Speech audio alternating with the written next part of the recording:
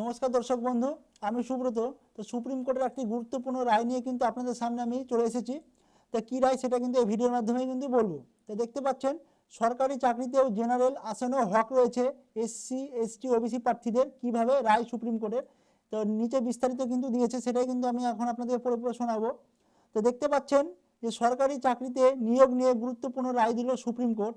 শীর্ষ আদালত স্পষ্ট করে জানালো যে তপশিলি জাতি এসসি, তপশিলি উপজাতি এসটি এবং অনগ্র শ্রেণী ওবিসি এবং আর্থিকভাবে দুর্বল শ্রেণীর ইডব্লিউএস কোনো প্রার্থী যদি জেনারেল ক্যাটাগরির কাট অফের থেকে বেশি নম্বর পান, তাহলে তিনি জেনারেল ক্যাটাগরি শূন্যপদ নিয়োগে পাওয়া আর কিন্তু জন্য যোগ্য হবে।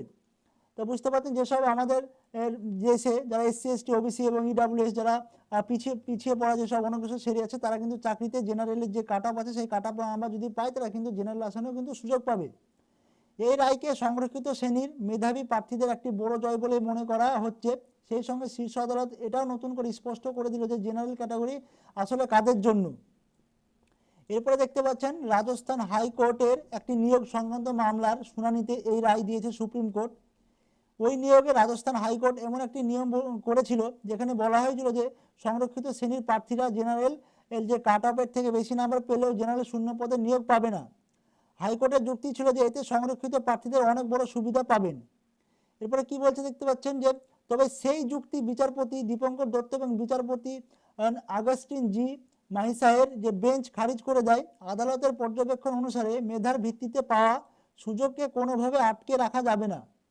1992 সালের ঐতিহাসিক ইন্দিরা সাউহানি মামলায় যে আপনার রায় উল্লেখ করে আদালত জানায় যে জেনারেল বা ওপেন ক্যাটাগরি আসলে সবার জন্যই খোলা, কোনো নির্দিষ্ট গোষ্ঠীর জন্য নয়।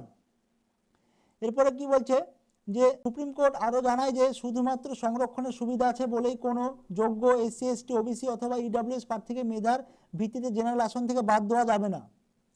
এরপরে দেখতে পাচ্ছেন যে এই নিয়োগ প্রক্রিয়া কীভাবে কার্যকর হবে তা স্পষ্ট করেছে আদালত। লিখিত পরীক্ষা যদি কোনো সংরক্ষিত প্রার্থী জেনারেল কাট অফের থেকে বেশি নম্বর পান, তবে ইন্টারভিউ পর্বে তাকে জেনারেল প্রার্থী হিসেবেই ধরা হবে। তবে চূড়ান্ত মেধা তালিকায় মোট নম্বর যদি জেনারেল কাট অফের নিচে থাকে, তাহলে সেক্ষেত্রে তিনি নিজের সংরক্ষিত শ্রেণীর আওতায় থাকবেন এবং সংরক্ষণের সুবিধা পাবেন। বিশেষজ্ঞরা মনে করছেন যে এই রায়ের ফলে ভবিষ্যতে সরকারি নিয়োগ মেধা এবং সংরক্ষণের ভারসাম্য আরও স্পষ্ট হলো। অর্থাৎ যেসব আমাদের দেশে এসসি এসটি এবং ওবিসি এবং যেসব ইডব্লিউএস শ্রেণীর এর প্রার্থীরা আছেন, তারা চাকরিতে কিন্তু অনেকটাই সুবিধা পাচ্ছেন। কেননা জেনারেল কাস্টের সমান যদি নাম্বার পায়, তাহলে কিন্তু তারা এসসি এসটি কাস্টের যে সংরক্ষিত আসন, সেই আসনের থেকে যারা যে জেনারেল কাস্টের আসন আছে সেই আসনে কিন্তু তারা ভাগিদার হবে।